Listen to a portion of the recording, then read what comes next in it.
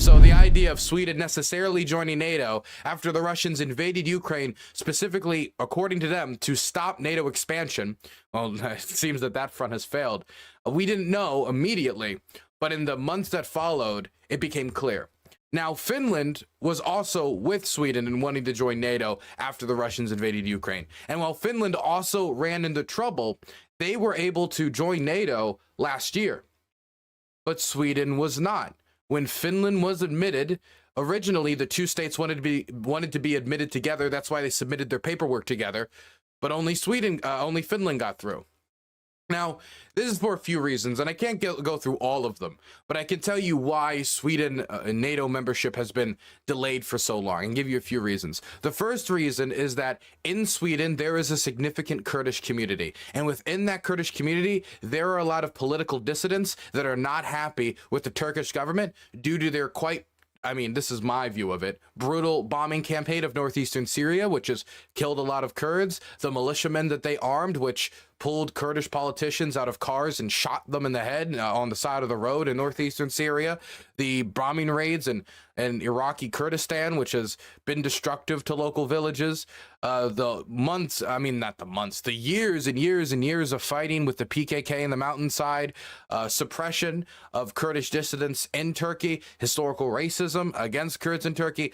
And so for that reason, there are a lot of Kurds that are not happy with the Turkish government. And in Sweden specifically, a lot of those Kurds are connected with dissidents in the region, and some of them might be even connected with militant groups in the region that both Turkey and the United States, like the PKK, considers a terrorist organization. And so Turkey wanted Sweden to give them concessions on, basically, to put it bluntly, corralling these people in order to please them.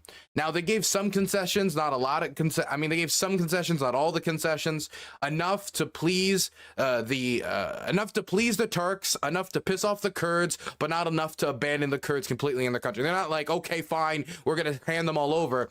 The Swedes changed the law so that those aiding and abetting terrorist organizations like the PKK, for example, by financing the shipping of guns, they can, it's going to make it a lot easier for the Swedes to go after them. So that's one area, and they were able to get past the Turks. Now, the Hungarians were the other big barrier, and originally they said that they would not be the last nation to agree to NATO membership for Sweden. That was a lie. That was not true. They were the last nation, and there was a lot of delay. Now, when it comes to the Hungarians and the Turks, and when you talk about Turkey and what they can contribute to NATO, they have quite a sizable armed forces. They have quite a navy. They have quite an air force. They spend a decent amount of their budget on the armed forces. They are militarily active, and they even do things that aren't necessarily in the interest of the majority of NATO states, including, for the example, leveraging of refugees. So, but if you look at the leverage and power they have, they are a net security producer.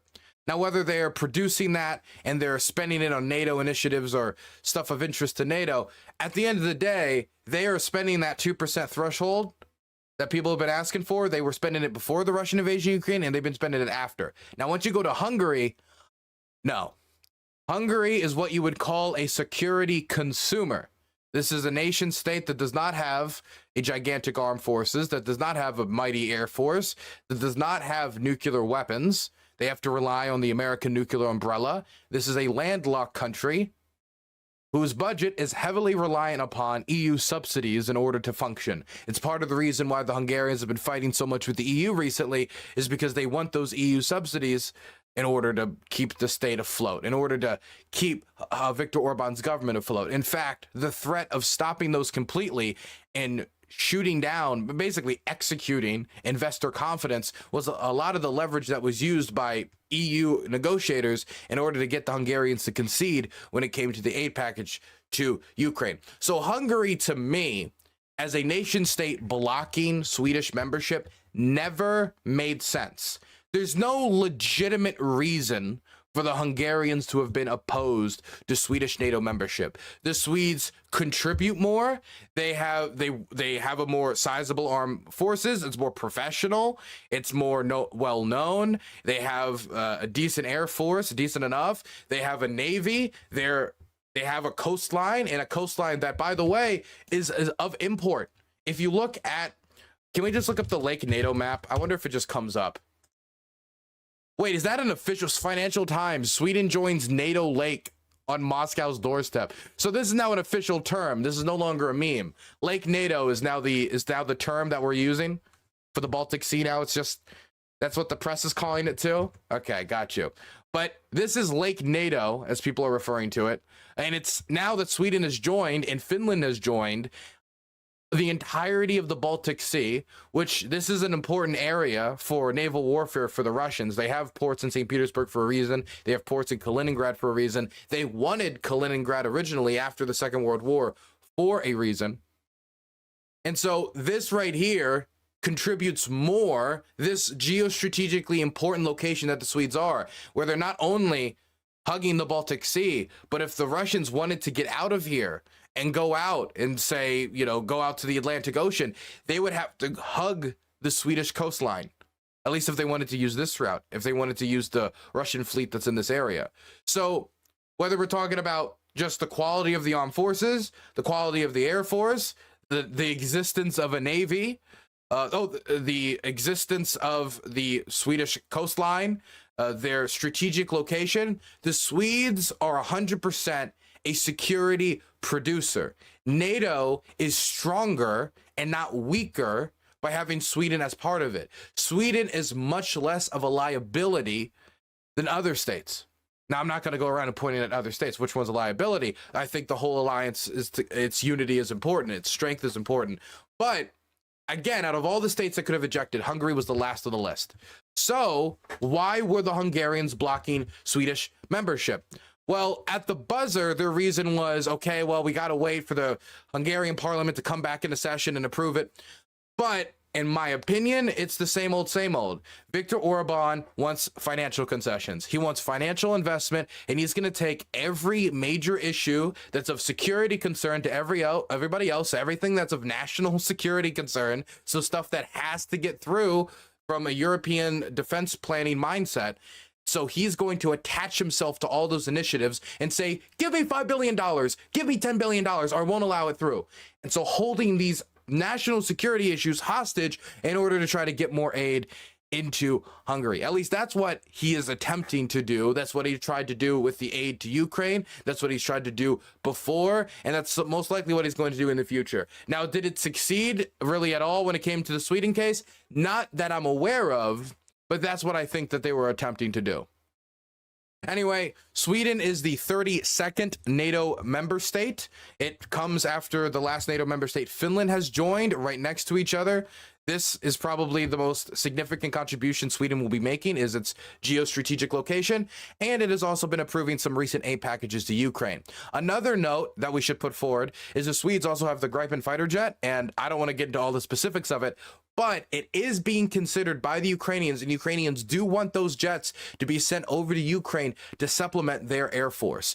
And that wasn't supposed to be something that they could actually go through and do until Sweden had joined NATO. And now that Sweden's in NATO, we're probably going to hear a lot more about those fighter jets possibly being sent over to Ukraine to supplement their air force. We could read this article, but the main thing I'm going to say that I think we should take from this is just that because Sweden joined, while of course this helps NATO, this of course helps them strategically when it comes to the Baltic Sea, this of course acts as I think, a lesson for nation states that engage in type of imperialist expansion, that if you engage in imperialist expansion against your neighbors will start to consider their security more closely in reference to you, and they will engage in some form of power balancing if they do not feel like they could hop on board with the conquest and cut a deal with you. And so the Swedes, understanding how deeply entrenched they are in the Western system already, were then pushed deeper into the Western system by the Russians. And so, I mean, there's an IR theory, I know, in the neo-realist school of thought, specifically defensive realism. Kenneth Waltz talked about this. This isn't just something that like liberals talk about in like the collective defense. Realists also acknowledge that this is a fact of life. And so, well, it depends on which realist you are. If you're John Mearsheimer, it might be a little different. But my point is that this is a direct result of the Russians invading Ukraine. Sweden would not be joining NATO, giving them Lake NATO, giving them that type of access to the Black Sea, giving them another security provider, not consumer, into the NATO alliance. This is Russia's direct fault.